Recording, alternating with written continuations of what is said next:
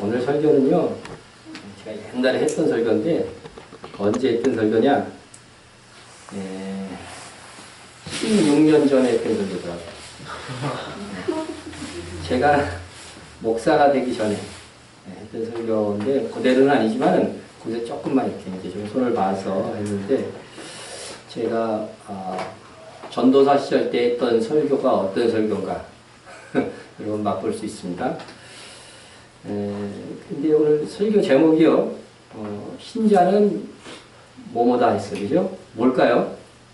1절에서 그 단어가 그대로 있어요.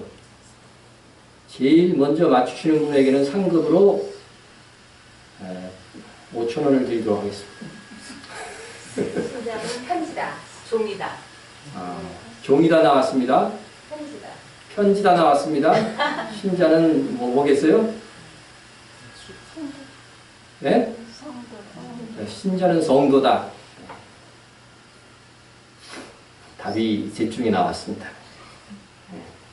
설교를 들어가시면서 내가 제일 먼저 얘기했다 하시는 분은 예배 끝나고 저한테 5,000원 받으러 오시면 되겠습니다. 다른 사람들이 여러분을 인식할 때에 어떤 존재로 인식하는가? 여러분하고 가까이 지냈던 사람들이 나에 대해서 어떤 이미지를 갖고 있을까? 나도 다른 사람에 대한 어떤 이미지를 갖고 있잖아요. 그 사람 보면 저 사람 이런 사람이야. 딱 이렇게 느낌이 오죠. 근데 다른 사람은 날 보고 어떤 존재로 느낄까? 넌 게으른 사람이야. 이런 말 들어보신 분? 한 번이라도 들어보신 분? 우리 사모가 들었어요. 나한테 들었나? 근데 넌 최선을 다하는 사람이야. 들어본 사람? 처음 들어보는 거 아니에요? 나는 이 두 소리를 다 들어봤어요. 넌 게을러. 우리 아버지가 저보고 게으르다 그러더라고요. 참 기가 막혀서. 그래서 더 분발했습니다. 이 사람들이 나에 대해서 인식을 해요. 또, 넌 참 착해. 내가 봐도 넌 너무 착해. 소리 들어본 사람? 손들어. 내가 갈죠. 내가 이 해준 사람도 있는데, 겸손해서 지금 얘기도 안 하고 있어, 지금. 요거는 한번 얘기해요. 넌 다 좋은데 성질이 좀, 손 들어봐요. 빨리. 한 명 들었어요? 백엔집스는 왜 안 드는 거야?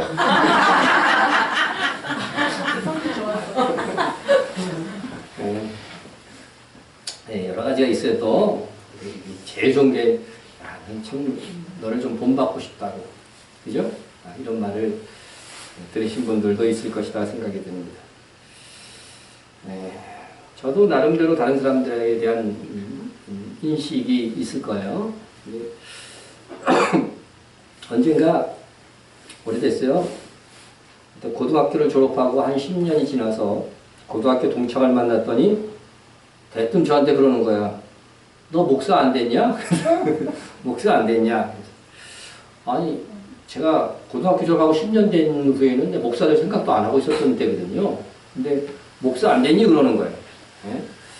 그래서 얘가 지금 고등학교 때 나를 기억하는 게 예수쟁이로 기억하고 있었구나. 그래서 별로 그거 기분이 안 나빴어요. 안 나빴어요. 근데 좋은 점만 이야기하면 더 잘난 체 한다고 할까봐, 제가 언젠가 한번 얘기했던 것 같은데, 중학교 때요, 내 짝꿍이 반에 맨날 1등 해. 그래서 두둥겨 패줬어, 내가. 그랬더니, 걔가 맞찍으면서 막 우는 거야. 막 울면서 하는 말이 뭐였는지 알아요? 예수 믿는 게. 어렸을 텐데 그게 아주 충격이야. 지금까지 기억하는 거죠. 아니면 두 가지 상반된 과거를 갖고 있어요. 우리가 누구나 다 좋은 것도 있고, 그죠? 나쁜 것도 있는데, 언제 나를 봤느냐에 따라서 그 맺히는 상이 좀 틀릴 것이라고 생각합니다. 내가 다른 사람에게 남긴 흔적들은요, 많은 세월이 흘러도 변하는 것이 아닙니다. 그래서 한번 부정적인 인식을 남기게 되면은 다시 만나도 참 친근해지기가 그런 사람들하고는 좀 어려워지는 그런 형국이 됩니다. 자, 우리가 왜 다른 사람에게 좋은 인상을 남기는 것이 중요하느냐? 예? 요즘은 남 눈치 보지 않고 뭐 개성이 톡톡 튀는 막 그 젊은이들 뭐 그런 얘기들을 합니다. 예.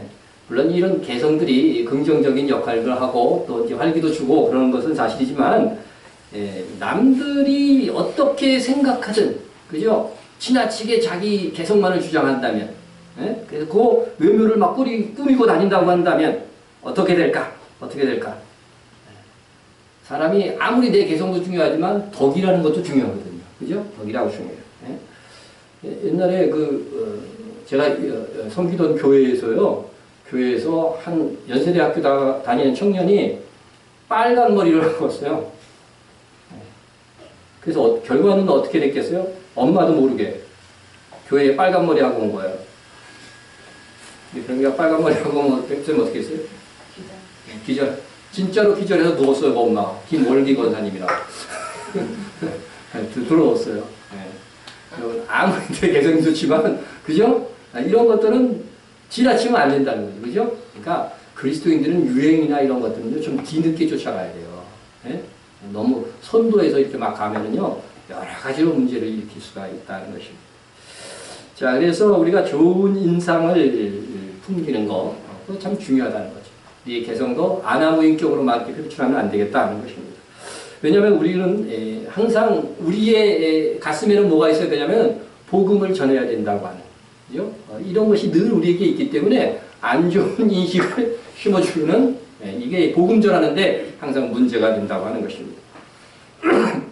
자, 바울이 자신의 이제 어떤 신분보다도 자신을 이제 딱 드러낼 때 나의 여러분들도 사람에게 나의 어떤 개성이나 나의 어떤 부분을 이렇게 소개하잖아요. 나는 이러이러한 사람이다. 처음 봤을 때. 근데 바울은 이 빌립보 교회에게 자기의 신분을 뭐라고 소개했냐면은, 그리스도 예수의 종이다. 이렇게 표현했어요. 그리스도 예수의 종이다. 예. 지금 자기의 가진 어떤 신분에서 가장 드러내고 싶었던 것이 뭐예요? 빌립보 교인들이 강조하고 싶었던 것이 나는 그리스도 예수의 종이다. 이렇게 표현을 한 것입니다. 목사를 표현하는 언어 중에도 여러분들이 근데 저를 주의 종 그러잖아요. 여러분들은 주의 종 아니에요? 그러니까 이제 다 주의 종이니까 이제 목사님은 어떤 경우는 주의 사자 이렇게 사자가 무슨 뜻이에요?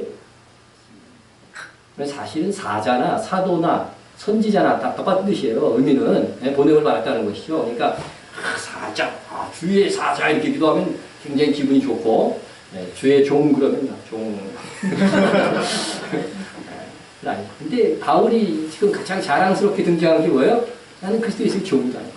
그리스도의 사자일 수도 있어요. 사도예요. 그 사자라고 얘기해도 돼요. 그런데 지금 빌립보 교회의 자기의 어떤 신분을 가장 나타나는 것은 그리스도 예수의 종이다. 종이다. 이것을 표현해 주고 있습니다. 그래서 우리는 참 다른 사람들에게 어떻게 표현해야 되느냐 하는 것이죠. 그래서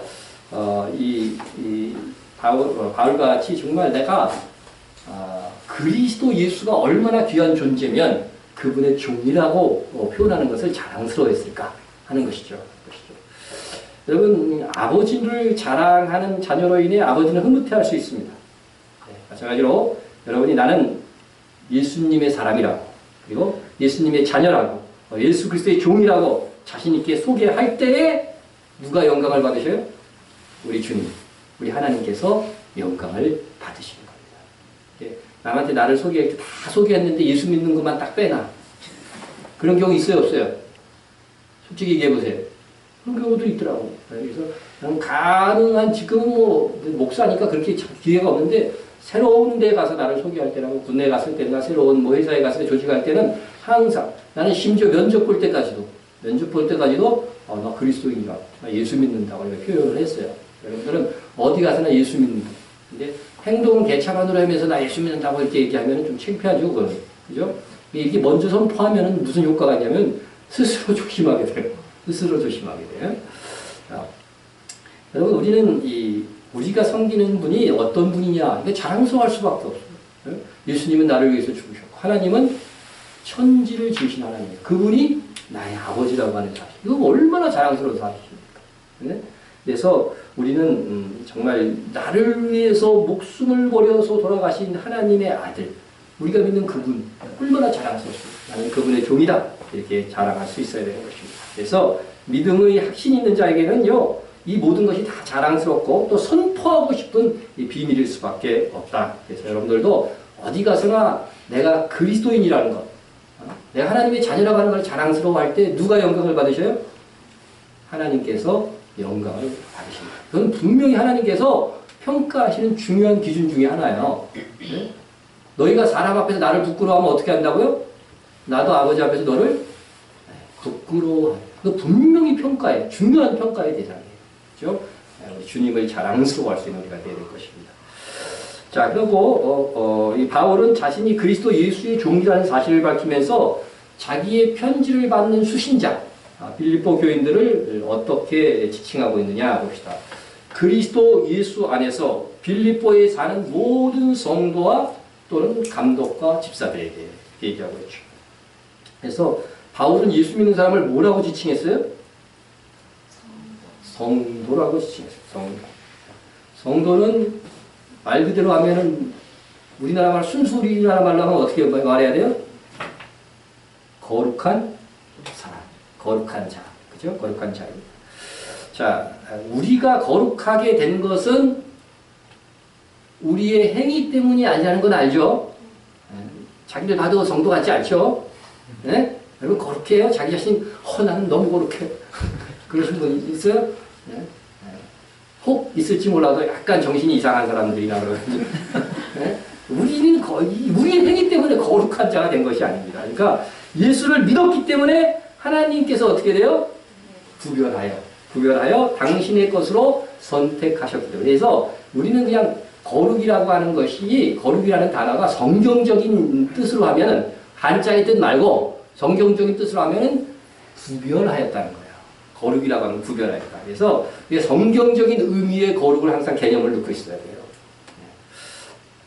백화점에 전시되어 있는 옷을 누가 와갖고 이렇게 상처하면서 구겼어. 더럽혔어. 네. 그러면 여러분 화나요, 안 나요? 오지랖 넓은 사람은 화날 수도 있는데 별로 그렇게 화날 일은 아니에요. 그죠? 근데 그 옷을 내가 샀어. 집에다 갈아펴놨어. 근데 빨래줄에서 널어놨는데 빨래대 갖고 누가 가다가 더럽혔어요. 그러면 어때요? 제가 내 옷 더럽혔네. 그게 끝나요? 달려가서 잡아서 내 옷 왜 더럽혔냐고. 네? 네? 변상하라고. 막 이렇게 얘기할 거라고 하는 것입니다. 네? 네. 그리고 또 하나 생각해 봅시다. 길을 지나가는데 똥개 한 마리가 다 지나가는데 어떤 사람이 와갖고 똥개가 거치장 서니까 뻥 차버렸어요. 네. 왜 당신 똥개 찹니까? 그것 때문에 싸나요? 또 오지랖 넓은 사람이 여기 또 싸울 수는 있어요. 근데 대체로 그거 갖고 왜 저러나 그럴 수는 있겠지만 그거 갖고 싸우지는 않습니다. 왜 똥개를 차냐고. 네? 근데 내가 기르고 있는 똥개를 누가 와서 뻥 차버렸어요. 그럼 어때요? 잘 차셨습니까? 그럽니까? 네? 네. 나중에 이제 막, 그치, 싸움 붙어갖고, 개 XX 막 그런단 말이야, 오히려. 뭐 이런 말들이 나온다는 거죠. 네? 자, 여러분, 똑같은 행위를 봤음에도 불구하고, 이 차이가 어디에서 오느냐, 이거죠. 이 차이. 네, 이것은, 네? 똑같은 옷이고, 똑같은 똥개를 찬 거지만은, 그것은 내 옷이고, 내 똥개라고 했을 때 어떻게 돼요? 내가 화가 나는 거예요. 똥개를 너무 악센트를 강하게 했나 내가? 여러분 이 얘기를 지금 왜 하는지 여러분 의미를 아세요? 하나님께서 여러분을 구별해 내 것이라고 했는데 얘들 함부로 건드리면 어떻게 돼요? 하나님의 백성이 아닌 사람을 건드리는 거는 별로 그죠? 하나님이 불노할 일이 아니에요. 믿는 자는 뭐가 된 거라고 그랬어요? 하나님의 자녀가 되는 권세를 줬는데 이 자녀들을 건드리면 어떻게 돼요? 하나님이 화가 나시는 거예요. 그리고 하나님의 자녀가 아닌 제가 막 나쁜 짓을 했어. 별로 화 안 나요. 근데 내 자녀가 어떻게 돼요? 이게 자녀답지 않게 그냥 질 짓고 막 이렇게 돌아다니고 그러면 어떻게 돼요? 이거 하나님 화나게 하는 일이고, 하나님께서 어떻게 돼요? 저쪽은, 자녀 아닌 쪽은 징계 안 해요. 그죠? 뭐, 심하면 어떻게 하실지 모르겠지만, 내 자녀는 어떻게 돼요? 민감하게 대응하신다는 거죠, 하나님께서. 예?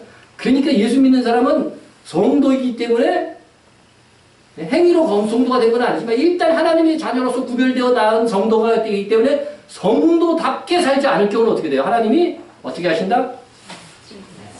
손 보신다. 뭐 한 번 잘못했다고 무조건 하나님이 뭐 때리고 그런 건 아니에요. 우리도 안 그러는데 그죠? 오래 참으신 하나님 그렇지는 않겠지만 우리가 항상 하나님께서 어떻게 다 보고 계시는 거예요. 보고 계시고 안 되겠다 싶을 때는 어떻게 돼요? 손 좀 보십니다. 손. 하나님이 손 보는 거 많이 당해보신 분 손 들어봐요. 일단 없는 것들처럼 한 번씩 당해보세요. 자, 여러분들이 하나님께서 구별해 놓은 하나님의 자녀가 되었다는 것. 이게 우리의 최고의 기쁨이에요. 최고의 기쁨입니다. 그래서 우리처럼 연약하고 때로는 심술궂고 또 못생겼는데도 불구하고 하나님이 내 것이라고 구별해 주셔서 참 우리가 성도가 된 것이다. 성도가 된 것이다. 자, 그러면 하나님의 은혜로 예수 안에서 우리가 거룩한 자가 됐는데 일단 거룩한 자녀가 된 자는 어떻게 돼요? 거룩하게 모든 시간들을 사용할 줄 알아야 돼요. 알아야 돼요. 정말. 자, 그러면 우리도 하나님께서 우리를 구별해 주셨기 때문에 하나님께 나갈 때 거룩하게 나가야 되죠. 거룩하다고 하는 것은 무슨 뜻이라고 그랬어요? 구별이라고 그랬잖아요. 그러니까 예배 시간은 거룩한 시간이 안 거룩한 시간이에요. 하나님께 나오는 시간으로 구별해 놓은 거룩한 시간이에요. 거룩한. 그러니까 이 시간을 거룩하게 지키려면 어떻게 돼요? 지각하면 되겠어요? 안 되겠어요? 지각하면 안 되겠죠. 예배 시간에 졸면 되겠어요? 안 되겠어요? 안 되겠죠? 거룩한 시간이에요. 거룩한 시간. 그래서 딴 생각해도 안 돼요. 딴 생각해도. 연약해갖고 딴 생각할 수도 있어요. 그러나 우리가 어찌하든지 이 부분을 노력을 해야 되는 거예요. 이 부분을 노력을 해서 하나님 앞에 나와요. 그래서 거룩하게 드린다고 하는 것은 구별된 이 시간을 소중하게 가꾸는 것입니다. 자, 구약 시대에 보면 하나님의 사역을 위해서 구별된 장소, 구별된 사람, 그죠? 그것을 거룩하다고 그랬어요. 거룩하다고 그랬어요. 근데 구약 시대 성전에서 사용하는 그릇을 그래서 거룩한 그릇 그랬단 말이죠. 왜 그 그릇들이 거룩해요? 하나님께서 사용하는, 성전에서 사용하는 그릇이기 때문에 거룩한 거라는 거죠. 그렇죠? 제가 얘기했죠? 요 컵이 거룩해요? 안 거룩해요?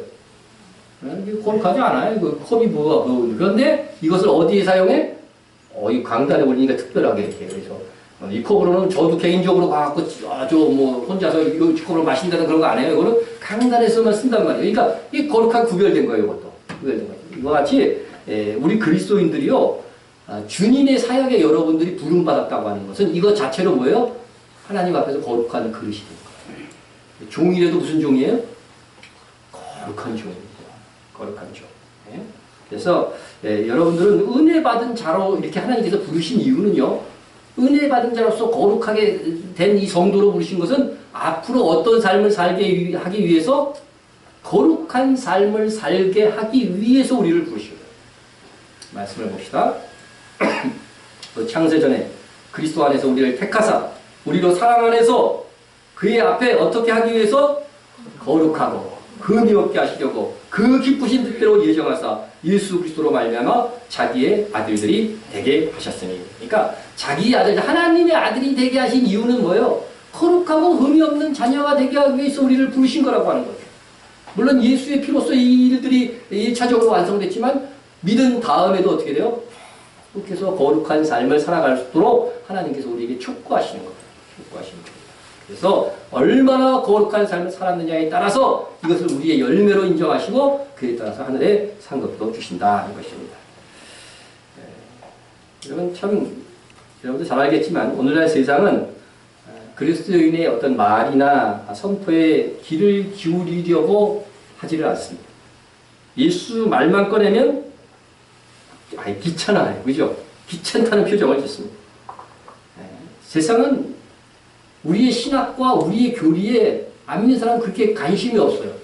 관심이 없어요. 그러나 세상 사람들이 우리가 승리에 찬 삶을 살 때, 정말 낭만할 수밖에 없는 상황에서도 낭만치 않고, 또 거룩하게 생활할 때에 우리의 소리에 귀를 기울이기 시작해요.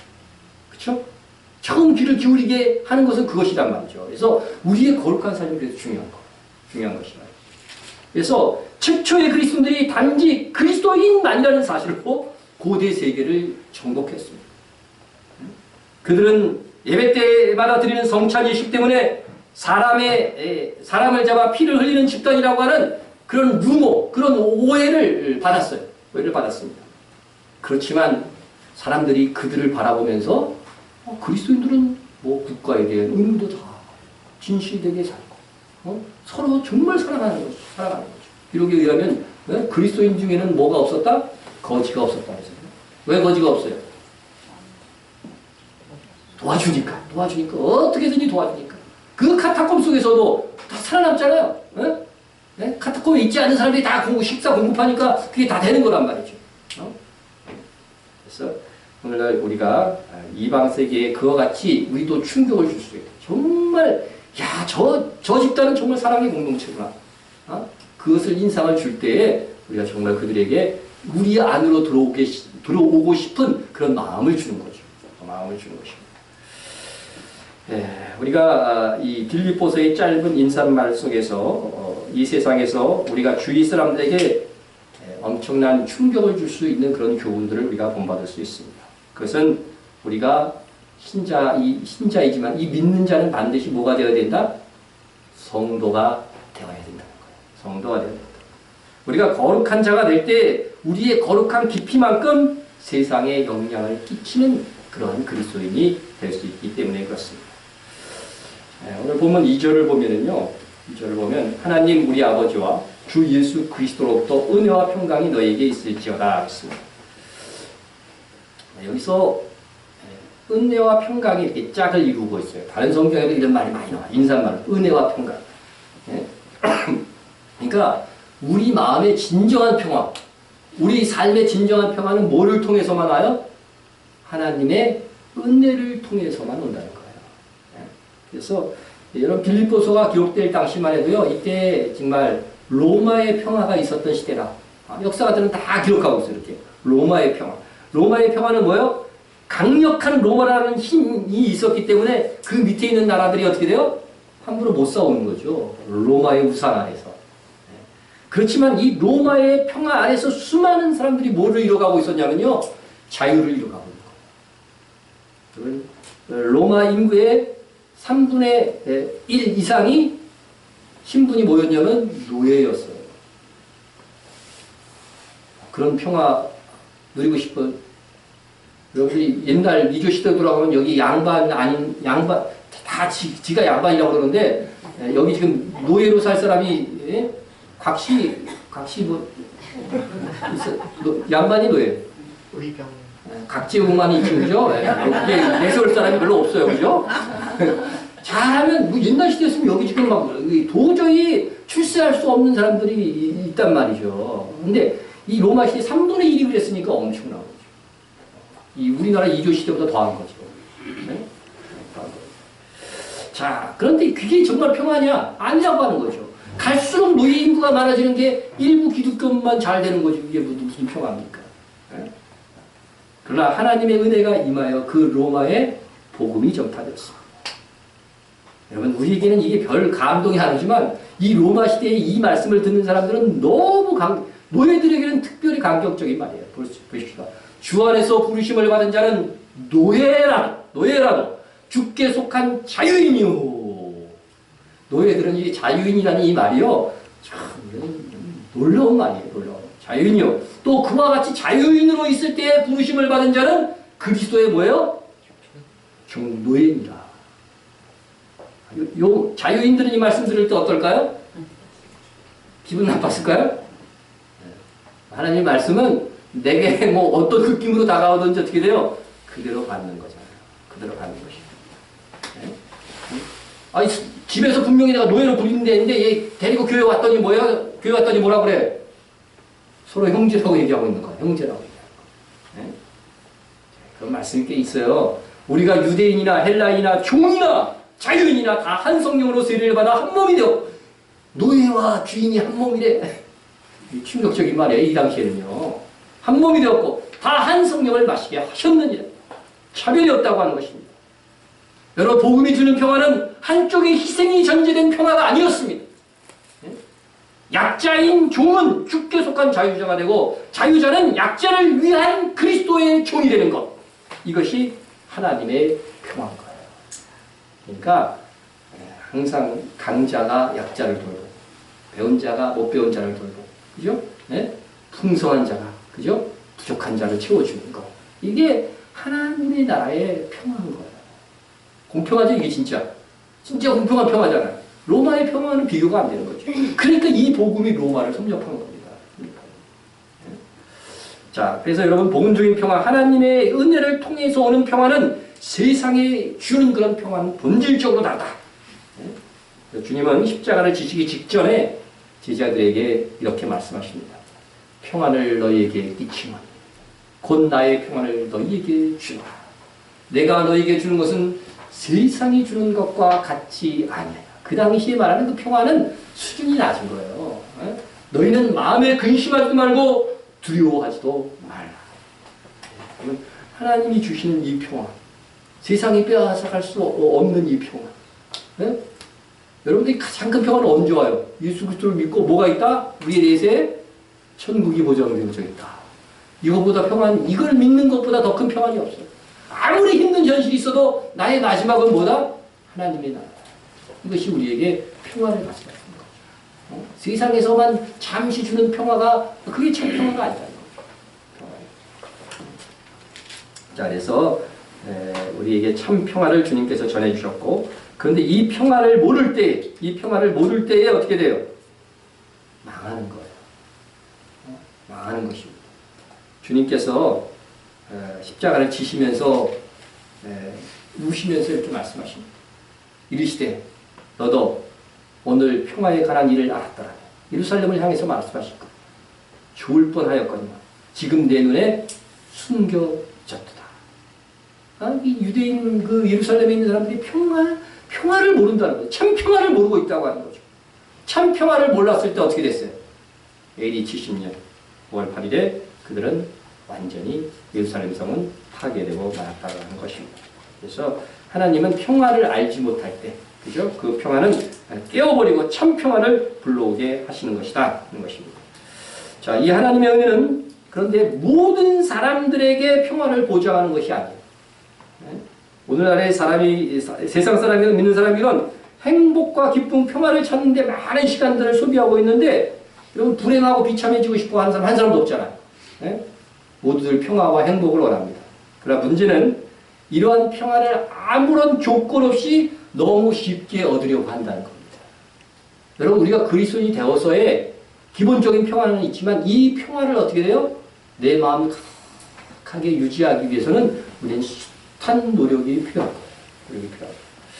여러분, 이 세상에 존재하는 가치 중에 아무런 대가 없이 거저 얻어지는 것이 있어요? 존귀한 것이 있어? 그런 것은 없습니다. 그런 것은 없습니다. 나는 놀기만 했는데 1등을 했다는 사람 여러분 봤어요?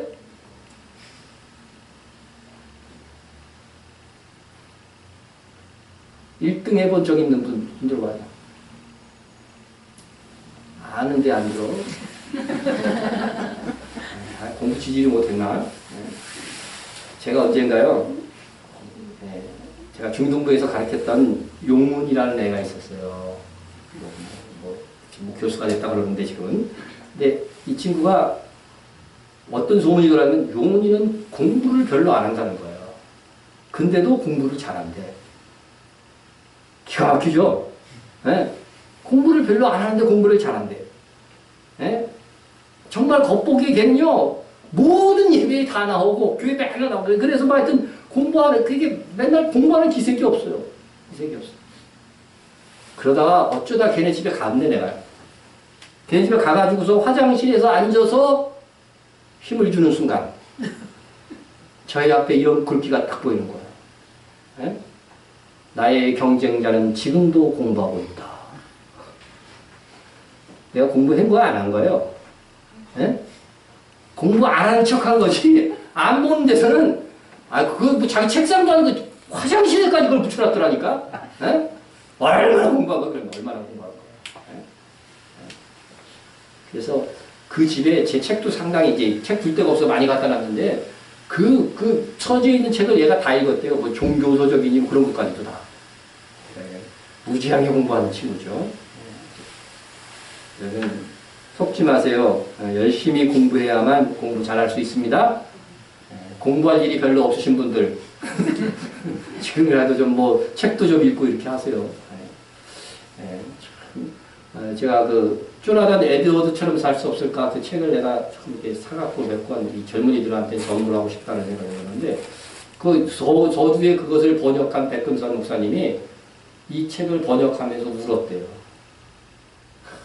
어떻게 청년의 때 10대에서부터 20대 초 30대까지 이 사람이 이런 결심을 했는데 나는 이 사람의 2배의 인생을 살았는데 이 사람보다 거룩하지 않다는 그거를 절망하면서 막 울었다는 거죠. 얼마나 주를 위해서 치열하게 살려고 노력했고 한 시간 한 축까지 아껴가면서 살려고 했던 이 사람의 이 전기를 정말 자기가 정리를 하면서 울었다는 거죠. 서재에서 몇 번을 울었대요. 몇 번. 여러분 열심히 해야 됩니다. 우리 신앙생활도 정말 치열하게 해야 돼요. 그것이 하나님 앞에 영광이 되는 거죠. 영광이 되는 것입니다. 그래서 여러분 조금의 차이를 있을 수 있지만 뭐든지 노력해야 돼요. 믿은 다음에는 힘은 대로 거두는 원리가 적용되는 거예요. 네? 믿었을 때는 은혜의 원리지만 믿은 다음에는 힘은 대로 거둔다는 거죠. 어른 궁둥이가 뭐를 이긴다? 그런 말 못 들어봤어요? 워낙 공부를 안 하니까 이제 그런 말. 궁둥이가 머리를 이긴다는 말이 있어요. 네. 다시 말하면 궁둥이가 IQ를 이긴다. IQ를 이긴다. 아무리 머리 좋아도요, 조금 머리가 뒤떨어져도 가는 끈질기가 앉혀서 공부하는 사람을 마지막에는 이길 수 없다는 거죠. 이길 수 없다. 그래서 우리에게 딱 적용해 보면요, 정말 기도하는 신자를 누가 이길 수 없다? 똑똑한 신자가 이길 수 없다는 거예요. 똑똑한 신자가 이길 수 없다. 그것도 제가 해놨군요. 꾸준한 신자가 똑똑한 신자를 이긴다는 겁니다. 꾸준하게 자기가 이 정말 성실한 신앙의 패턴을 갖고 있는 사람들 있잖아요. 정시 기도 시간이 있고 말씀 읽는 시간이 있고 이런 사람들이요. 똑똑한 신자. 여기서 말하는 똑똑한 신자는 하늘로부터 무슨 특별히 은사를 받는 거예요. 뭐 힘의 은사도 있고 이 사람은 뭐 기도만 하면 폭풍 뭐 능력이 나타나고 이런 사람을 얘기를 하는 거예요. 근데 그런 게 없어도요. 꾸준한 신자가 이러한 능력 있는 능력을 은사를 많이 받은 신자를 이깁니다. 이겨요. 우리는 반드시 무엇인가 얻기 위해서는 노력해야 돼요. 하늘의 상급은 은혜로 그냥 줍니까? 그거 아니라고 분명히 얘기했죠? 분명히 얘기했습니다. 이거는 정말 우리의 행위에 대한 문제잖아요. 그래서 이 질서, 그죠? 열심히 노력하면 얻는다는 이 질서는 그리스도인뿐만 아니라 비그리스도인에게도 적용되는 하나의 질서로 하나님께서 주신 원칙이라는 거죠. 원칙. 그러므로 우리 믿는 자들에게는 더더욱 힘든 대로 거둔다는 이 원리가 적용된다는 것입니다. 그런데 정말 공짜로 이렇게 저절로 하나님의 은혜가 내게 주어지도록 이렇게 원하는 것은 아니다. 원하는 거야. 아니다는 겁니다. 하나님은 우리가 참 사람들이 복을 좋아하는데요. 하나님은요. 그 복을 얻기 위해서 반드시 그 앞에 조건을 말씀하셔요. 조건을 이렇게 하면 복을 주신다. 이 용서조차도요. 우리가 이제 그리스도 안에서 이제 자녀가 된 것은 이미 다 용서받은 거지 크게. 그런데 우리가 믿고 나서 지은 죄에 대해서 이렇게 얘기합니다. 지은 죄를 용서받기 위해서는 어떻게 해야 된다고? 지은 죄를 용서받기 위한 조건이 뭐예요, 성경에서? 예? 그게도 있겠죠, 이게. 근데 주기도에 나와 있잖아요. 그렇죠? 우리가 우리에게 죄 지은 자를 사하여 준 것 같이 아예 기도조차 이렇게 하라고 그러잖아요. 우리 죄를 사하여 줘. 그래요? 우린 근데 주여 용서해 주옵소서 기도하면서 나는 용서해 주지 않은 사람이 있어. 난 그 인간 절대 용서 못해. 그럼 주님이 용서해 줘요? 안 용서해 줘요? 여러분 이거는 용서 안 해주면 지옥 간다 이런 말이 아니에요. 이거는 뭐예요? 그럼 이것을 용서 안 해주, 사하여 주지 않는다는 이 말의 뜻은 뭐냐면은 보응을 받는다는 거예요. 이 땅에서. 아셨어요? 그러니까 여러분들 이제 나는 그 인간은 절대로 용납 그런 사람이 있어요, 없어요? 그러면 안 되는 거죠. 상대가 회개도 안 했는데 용서해 줄 수는 없어요. 이건 성경적인 원리가 아니니까. 하지만 그 사람이 내게 정말 명백하게 잘못한 사람이라고 한다면 잘못을 구할 때는 어떻게 해요? 무조건 용서해 줄 수 있는 마음이어야 돼요. 그게 그리스도입니다. 그게 그리스도입니다. 예? 그래서 죄를 용서받기 위한 조건으로서 뭐가 있어요? 우리의 죄를, 우리가 다른 사람의 죄를, 우리에게 지은 죄를 용서해 주는 조건이 이런 걸 잘 봐야 돼요. 성경에서 잘 봐야 된다는 거죠. 예? 여러분, 제가 설날 때 이렇게 보니까 백집사님이 카톡을 딱 보냈더라고요. 그러니까 보니까 복 받는 성결 구절이야. 하나님께서 너에게 이러이러한 복을 주겠다. 내가 정확한 기억 못하는데 그런 복 받는 구절 보냈죠? 보내고도 몰라요? 보냈어요. 그래서 내가 조금 안타까운 마음이 있어갖고 그 앞구절을 제가 적어놨어요. 내 말을 잘 지키면 그걸 빼놓고 복 받는 것만 딱 적어놨어요. 예? 딴 데서 카페 온 거야, 틀림없이. 세상이 지금 그래요. 교회들이 막 복 받는 얘기를 성경대로 막 적어놓는데 그 앞에 뭐뭐를 행하면 조건을 안 적어놔. 그러니까 사람들이 그냥 아무 노력도 안 하고 그냥 복 주세요, 복 주세요 이러면 복이 오는 줄 안단 말이죠. 하나님의 말씀대로 사는 것이 힘들고 두는 이 원리들을 우리가 알아요. 그래서 내가 그 앞에 앞구절 조건을 딱 전하는데 본 적 있어요, 여러분? 그건 아마 사모가 보낸 줄 알았는데 내가 사실은 그걸 하는 거란 말이지. 얼마나 관심들이 없으면 벌써 저는 그런 게 들어오거든요. 그런 게 들어와요. 아무리 복 얘기해도 그런 게 들어온단 말이에요. 그런 게 들어온단 말이에요. 우리 성경에 보면은요, 진짜 긍휼을 행하지 아니하는 자에게는 긍휼 없는 심판이 있습니다. 긍휼은 심판을 이기고 자라. 이거는요, 뭐 구원받고 안 받고의 문제가 아니에요. 야고보서는 상급에 대한 심판이기 때문에 여러분들 그리스도인이 되어서요, 긍휼을 행하지 아니한 사람들은요, 긍휼이 없는 심판을 받는 거예요. 심는 대로 거두는 거고, 우리가 살아생전에 많은 긍휼을 행한 사람은 뭐예요? 용서도 해주고 간영도 해주고 막 이런 사람들은 어떻게 돼요? 긍휼이 있는 심판을 받는 거예요. 다른 나한테 선행을 하고 긍휼을 베푸는 사람들은 주님 앞에 섰을 때도 그래 네가 이런 잘못이 있었지만 너 살아생전에 이렇게 긍휼을 행하지 않았니? 그래 나는 더 너를 긍휼히 품어줄게. 이렇게 되는 거란 말이죠. 그러니까 우리 인생의 삶이 얼마나 중요한 거예요. 정말 주님의 말씀대로 살기를 치열하게 우리가 노력해야 되는 거예요. 치열하게 노력해요. 마틴 로이드 존스 목사님은 이렇게 말했습니다. 성경의 모든 약속에 덧붙여져 있는 조건들을 지키지 않는 한 우리는 그 약속에 따르는 복을 결코 체험할 수 없을 것이다. 당연한 말인데 저도 수없이 했던 말인데 마틴 로이드 존스 목사님이 했다니까 더 감동이 되죠? 제 말이 더 감동이 됩니까? 어쨌든 위대한 믿음의 선각자들은요 이 앞에 조건을 잘 봐요. 조건. 그래도 이 조건을 두고서 노력을 해야 돼. 그래서 이미 우리에게 분명한 하나님의 은혜가 있습니다. 하나님의 은혜가 있는데 그런데 왜 하나님의 은혜를 맛보았으면서도 불구하고 우리가 확신에 찬 삶 그것이 없느냐? 마음의 평화가 없느냐? 이름만 성도였지 거룩한 삶을 살지 않기 때문에. 정말 우리가 주님의 뜻대로 거룩하게 살고 주님의 일들을 성실하게 하면요 마음의 평화가 절로 와요. 우리가 이제 네타네 학교에 이제 건물 수리하는 거 사진 봤잖아요. 김근건 선생 그 목사님이 우리한테 그걸 보내주면서 그렇게 했어요. 정말 이 소식과 이 사진을 보면서 마음이 막 설렌다는 거야. 설렘. 저도 그랬어요.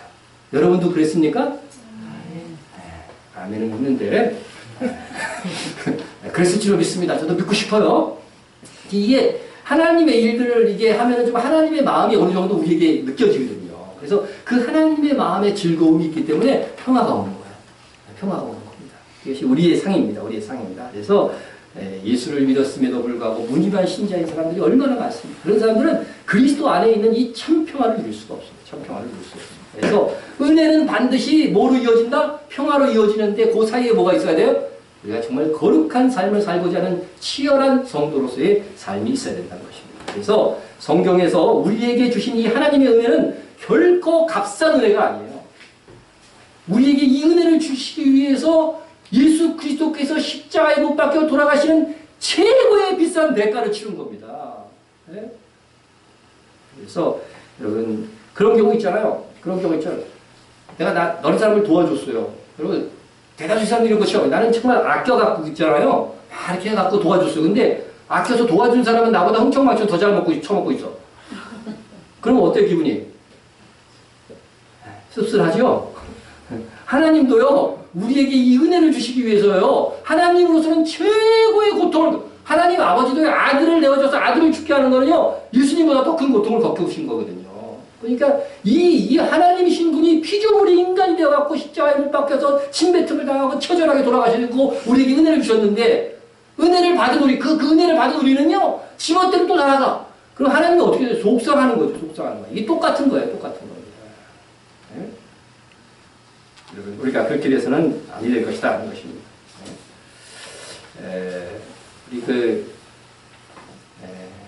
우리의 자녀가, 내 자녀가 함부로 막 살 때 어때 기분이? 자식 없는 사람 빼고 속상하잖아요. 속상하죠. 근데 하나님께서 은혜를 줘서 내 자식을 사만하는데 이것들이 막 사네. 그러면요 하나님이 너무 괴로운 거예요. 그래서 우리가 막 사는 건 누구를 괴롭히는 일이다? 하나님을 괴롭히는 일. 하나님. 그래서 우리가 정말 많은 사람들이요 잘못된 가르침 속에서 헤매고 있습니다. 예수를 믿었으니 아무렇게나 살아도 구원받을 수 있다. 허파에 바람 들어가는 소리에 얼마나 많은 사람이 속고 있는지 모르고 많은 교회 안에서 이런 말들의 위로를 받으면서 사람들이요 간땡이가 벗어요. 간땡이가 벗어요. 죄를 지어도 자신만만합니다. 난 그래도 천국 백성이야 그러는 거예요. 우리가 세상에 살고 있는 한 우리 안에 이 질성이 있는 한요 우리가 완벽한 삶을 살 수가 없습니다. 그러나 우리가 신자라면요 거짓된 행위를 합리화하지는 않아요. 예수의 영이 우리 안에 들어와 있으면요 거짓된 행위를 절대로 합리화하지는 않습니다. 그것은 예수 믿지 않았다는 표시나 마찬가지인 거예요. 나는 아무렇게나 살아도 상관없어. 왜? 예수 믿었으니까. 천국은 가니까. 이런 시기를 한 사람들은 예수 믿는 사람이 아니에요. 그건 믿는 사람들의 영이 들어간 그런 상태로 말하는 사람이 아니라는 거죠. 그래서 우리는 혹 실수하고 넘어져도 어떻게 돼요? 다시 일어나서 거룩한 삶에 도전해요. 거룩한. 우리는 거의 대부분 날마다 아마 범죄할 거예요. 그러나 어떻게 돼요? 주님 앞에 나와서 다시 거룩한 삶을 살고자 추진하는 거죠. 그래서 우리가 아침마다 새로워지는 거예요. 예수의 은혜로, 예수의 보혈로 아침마다 새로워지고 끊임없이 무슨 투쟁을 하는 거예요? 거룩하게 살고자 투쟁하는 거예요. 이것이 바로 구원받은 사람들의 영이고 내가 구원받았다고 하는 증거예요. 그러니까 나는 아무렇게나 살아도 천국 가기 때문에 괜찮다 이런 식으로 말하는 사람은 예수의 영이 있는 사람이 아니고 다시 말해서 내가 비록 넘어지고 쓰러지기는 하지만 어떻게 돼요? 이거 극복하고 계속해서 나는 거룩회를 향해서 도전하는 사람 이런 사람이 예수의 영을 가진 사람이라는 거죠. 구원받은 사람이라고 하는 거죠. 거듭난 영이라고 하는 것입니다. 그래서 그것이 그렇게 살았을 때에 우리가 주님을 믿었노라고 보여줄 수 있는 주님 앞에서 이 증표가 될 겁니다. 증표가 됩니다. 기억하십시오. 결론으로 한 말씀을 드립니다. 신자는 뭐라고요? 성도입니다. 신자는 성도다. 기도하겠습니다. 거룩하신 하나님, 내가 거룩하니 너희도 거룩하라고 하는 하나님의